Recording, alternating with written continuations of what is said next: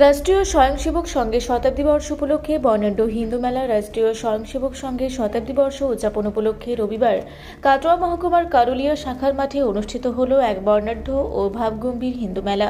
এই মহোৎসবের আয়োজন করে হিন্দু মেলা কাটোয়া খণ্ড আয়োজক সমিতি। এই অনুষ্ঠানের সূচনা হয় শতবর্ষ শত কলস যাত্রার মাধ্যমে। শঙ্খধ্বনি ও ধর্মীয় মন্ত্রোচ্চারণের মধ্য দিয়ে কলস যাত্রায় উপস্থিত দর্শকদের মধ্যে এক আধ্যাত্মিক আবহ সৃষ্টি করে। পরবর্তীতে অনুষ্ঠিত হয় ঘট আনন ও চণ্ডীপাঠ, যেখানে ভক্তদের স্বতঃস্ফূর্ত অংশগ্রহণ লক্ষ্য করা যায়। অনুষ্ঠানের অন্যতম প্রধান আকর্ষণ ছিল শ্রী শ্রী ভারতমাতা পূজা ও হোম যজ্ঞ। দেশ ও সংস্কৃতির প্রতি শ্রদ্ধা নিবেদন এবং জাতীয় চেতনা জাগরণে এই পূজা বিশেষ তাৎপর্য বহন করে। যজ্ঞস্থলে শান্তি, সম্প্রীতি ও সমাজ কল্যাণের প্রার্থনা করা হয়। এরপর আয়োজিত হয় এক বৃহৎ হিন্দু ধর্মসভা, যেখানে বিশিষ্ট বক্তারা হিন্দু সংস্কৃতি, ঐতিহ্য ও মূল্যবোধ রক্ষার বিষয়ে গুরুত্বপূর্ণ বক্তব্য রাখেন। অনুষ্ঠিত হবে সাংস্কৃতিক অনুষ্ঠান, দর্শকদের বিশেষভাবে আকর্ষণ করবে। দুপুরে প্রায় 2000 মানুষের জন্য ভোগ প্রসাদ বিতরণেরও আয়োজন করে তারা। কি অনুষ্ঠানে রাখেন মূলত কিছু? এই অনুষ্ঠানটা আজকে শ্রী শ্রী ভারত মাতা পূজন, হোমযজ্ঞ, চণ্ডীপাঠ, এরপর দুপুরবেলায় ধর্মসভা এবং তার সঙ্গে মহোৎসবের কার্যক্রম চলবে। সন্ধ্যাবেলায় সাংস্কৃতিক অনুষ্ঠান। আজকে সারাদিন ব্যাপী কার্যক্রম।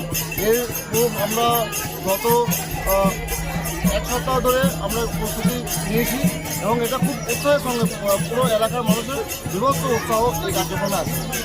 এলাকার ছাত্রছাত্রী মেয়েদেরকে অনুষ্ঠানে অংশগ্রহণ করার জন্য যে কার্যক্রম ছিল, সকালেই মায়েদের একটা সুন্দর কার্যক্রম ছিল।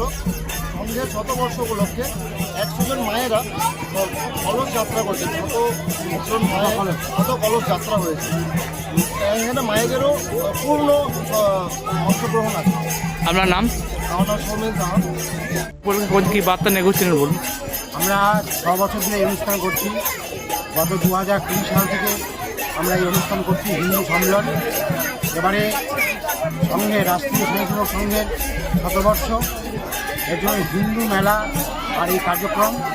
আর এই হিন্দু মেলা কার্যক্রম এবছর নিয়ে আমাদের 6বার, অর্থাৎ 6বারে আমরা কার্যক্রমে করলাম।